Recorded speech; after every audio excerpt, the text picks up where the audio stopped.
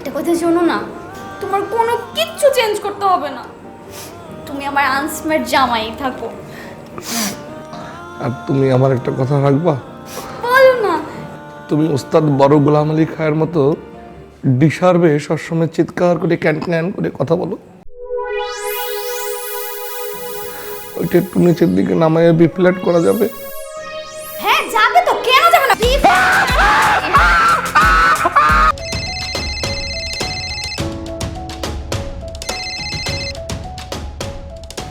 Hello, কে বলছেন?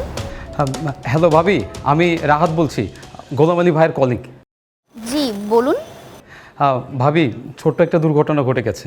কি হয়েছে? ও কোথায়? ভাবি, গোলাম আলী ভাই না বাইক অ্যাক্সিডেন্ট করে ফেলেছে। কি বলছেন এসব? ও বাইকে কেন উঠতে গিয়েছে? আপনারা এখন কোন হসপিটালে আছেন? ভাবি, আমি এখনই হাসপাতালের অ্যাড্রেসটা আপনাকে টেক্সট করে দিচ্ছি।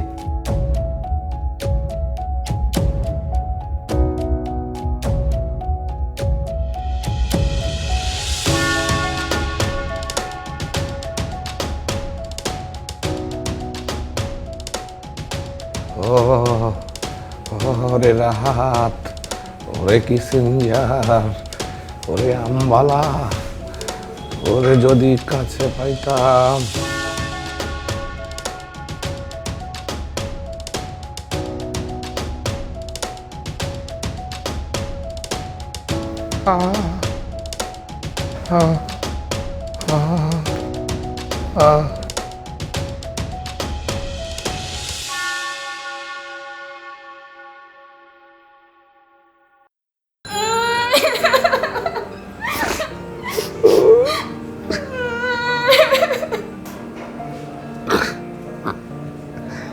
কেঁদো না, কেঁদো না বউ, আমি এখনো বেঁচে আছি, আমি মারা যাইনি, আমি বেঁচে আছি, কেঁদো না তুমি।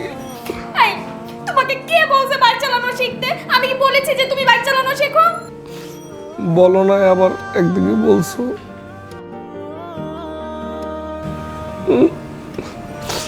তুমি বলছো তোমার জীবনের একটা স্বপ্ন, একজন বাইক চালাবে, তুমি তার পিছনে ধরবে। আমি সেই স্বপ্ন পূরণ করার জন্য বাইক চালানোর চেষ্টা করছিলাম, যাতে তোমাকে নিয়ে আমি স্মার্টলি বাইকে করে ঘুরতে পারি। আজকে যদি তোমার কিছু একটা হয়ে যেত তাহলে আমার কি হতো? তেমন কিছু হইতো না, শুধু সাদা শাড়ি পরে ঘুরতে হইতো। এই খবরদার, একদম ফালতু কথা বলবা না। ফালতু লোক কথাকার। একটা কথা কান খুলে শুনে রাখো। আমার বাবা একজন ব্যক্তির সঙ্গে আমার বিয়ে দিয়েছে, আর সেই একজন ব্যক্তি আমার প্রেমিক, আমার জামাই, আমার একমাত্র ভালোবাসা। একটা কথা শোনো না, তোমার কোনো কিচ্ছু চেঞ্জ করতে হবে না। তুমি আমার আনস্মার্ট জামাই থাকো। আর তুমি আমার একটা কথা রাখবা? বলো না। তুমি ওস্তাদ বড় গোলাম আলী খায়ের মতো ডিসার্ভে সবসময় চিৎকার করে ক্যান ক্যান করে কথা বলো। ওইটা একটু নিচের দিকে নামায় বি ফ্ল্যাট করা যাবে? হ্যাঁ যাবে তো, কেন যাবে না?